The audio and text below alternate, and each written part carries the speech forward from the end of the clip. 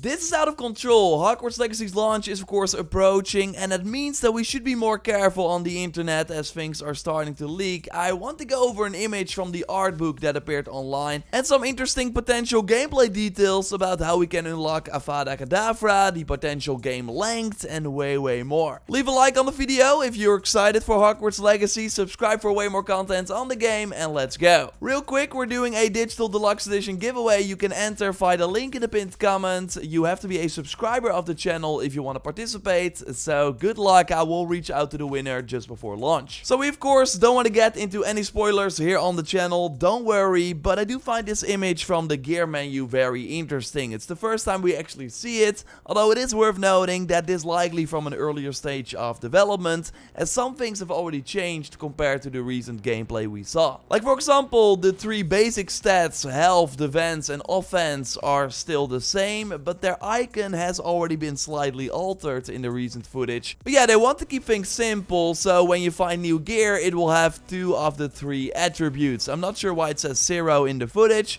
maybe because they were using a developer build. And it seems that the second attribute unlocks after upgrading the item. We can choose to view the upgrades with the square button, and every gear item seems to have 3 upgrade levels. Now, one thing we learned from the image is that there seem to be 6 pieces of equipment. The gloves, the face, so glasses, headgear, neckwear, so a scarf, a robe and cloak, and an outfit, so a regular shirt. They also come in your typical RPG rarities, with green of course being the least exciting, while yellow is probably legendary, although, and this shows you once again that this is an older version of the menu, in recent gameplay we see that legendary is now orange, and that also the full icon color indicates the rarity instead of something in the corner. And the higher the rarity, by the way, the better the trait is that you can apply on the item at the enchanted loom in your room of requirements. Legendary gear has a level 3 trait slot, purple gear called extraordinary has a level 2 trait slot, and blue is superb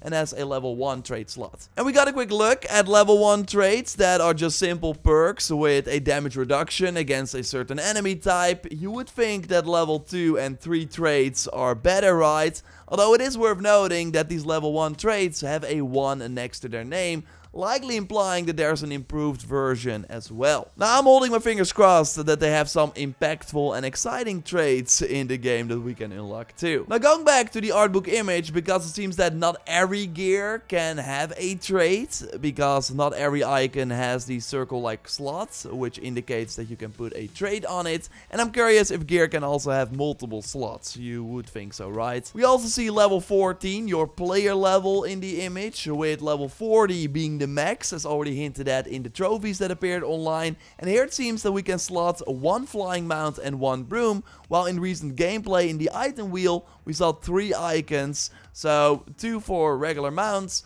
and 1 for your broom, so you can more easily switch between them. And yes, we of course have to talk about the amazing looking Quidditch outfit, which I hope is still in the game, even though we know that the activity is not. And seems like that was cut, right, Dennis? It does, yeah, so it actually makes sense that these outfits would be in the game. According to more leaked info, Quidditch was originally going to be a part of the game. Now this leaked info was posted alongside the leaked artbook images, but keep in mind that unlike the artbook pages, we can't really verify the integrity, so take all of this with a grain of salt. But yeah, it says that initially it was intended to include Quidditch and support all 4 Quidditch positions, then it was abandoned after a year. And while the thought of a fully realized Quidditch minigame is really exciting to me, I do think leaving it out and focusing on the core gameplay was the best decision. And who knows, maybe Quidditch is something they're saving for a sequel or a DLC. And speaking of DLC, while we don't have an official word on whether there will be any post-launch content, paid or otherwise, the leak suggests that 2 areas already exist that could be potentially added as a DLC. It notes that the initial map was cut by nearly a quarter, with specifically the highlands and swamp areas being removed as playable space, while also stating that they should be made into DLC if the game sales are good. And while cutting the map by a quarter sounds pretty alarming, it is pretty common in game development, and we have to keep in mind that we don't really have an accurate idea of how big that that first draft of the map actually was. It sounds like whatever's left in the game is still pretty massive when we look at more of the leaked information, because your average playthrough of Hogwarts Legacy should take you about 35 hours, with the leak also listing that the time needed for a 100% completionist playthrough clocking in at double that time, so 70 hours. So that implies Hogwarts has a pretty big open world to explore and, more importantly, lots of stuff to do in it. And one of the things you'll be finding a lot as you are exploring the castle and the surrounding area are Merlin's puzzles. The leak lists that there are nearly 100 of them in the game, and the puzzles are solved in a variety of ways covering almost all the magic that the player has learned. And yeah, considering how versatile our available set of spells is, I think the idea of multiple puzzles that require different magical skills to open sounds really fun. And if you want to learn more about what spells you will be able to cast in Hogwarts Legacy, we made a video on that which I'll leave a link to in the video description. But either way, with presumably almost 100 of these puzzles in the game, completing all of them will take quite a bit of work. I'm assuming these puzzles are the same as the Merlin trials mentioned in the leaked trophy list, which means getting all of them is required if you want to get all trophies or achievements. But even if that side content is not your cup of tea, there are still a ton of important side quests that you definitely don't want to miss out on. The developers already teased that you can unlock some very major spells through side content, like the Cruciatus Curse in a side mission with your Slytherin companion Sebastian Sallow. And now the leak notes that the same is true for the Killing Curse, as Avada Kedavra can only be learned from a side mission after completing the main storyline at a very late stage. Which I think makes sense, this way you don't go through the main story just one-shotting every boss, so it's kind of a reward for completing the main quest. The big downside here, of course, being that if you also did a lot of side quests during your playthrough, there's probably not much content left to use the spell in, unless New Game Plus is something we can expect, of course. But either way, if the leak is correct, you only get access to Avada Kedavra very late into the game. The only real exception to this is through the Dark Arts Battle Arena, which is part of the game's deluxe edition. In here, you can try out all 3 of the unforgivable curses without actually having to unlock them. The leak did also note another interesting point about the game's main story. Allegedly, instead of having the game's story play out the same for each of the 4 houses, different houses will have different progressions on individual main quests, but eventually wrap up into the same result. Which, if true, means there's some pretty insane replay value here, as you can effectively play through the main quest 4 times and get a different experience. Now, we don't know how different each house storyline is going to be, but the leak does suggest that each house will visit different locations, even noting that students from a certain house will therefore visit Azkaban briefly. And we already knew Azkaban was in the game since the reveal trailer, but this leak suggests that not every character gets to visit it in their playthrough. My bet is on this being an involuntary field trip for Slytherin students, but I guess we'll have to wait and see. And staying on the note of field trips, we will of course be visiting Hogsmeade a lot too, mostly because of all the useful shops, and thanks to the art book leaks, we now actually learned there will be 20 interactable stores in the Wizarding Village, which is quite a lot. We already know some of these, like a shop for brooms, a wizarding barber, and the famous pub in the 3 broomsticks, but there will be a lot more to discover when we actually get our hands on the game. The leak also notes some additional info on the Wizarding Village. While players can fly near and over Hogwarts Castle, which is actually something we also see other students do, we cannot ride a broomstick or mount into Hogsmeade. I assume this area will be marked with the same no mount icon we saw during the Dark Arts Battle Arena gameplay, but yeah, it sounds like the town is only explorable on foot, so we'll have to leave our broomstick, hippogriff, or grabhorn at the gate. When we learn more, we will of course let you know here, so subscribe to not miss any of our Hogwarts videos, leave a like if you enjoyed this one, and if you want, you can watch our previous video where we go over all confirmed classes and teachers we know so far. I will see you in the next one. Goodbye.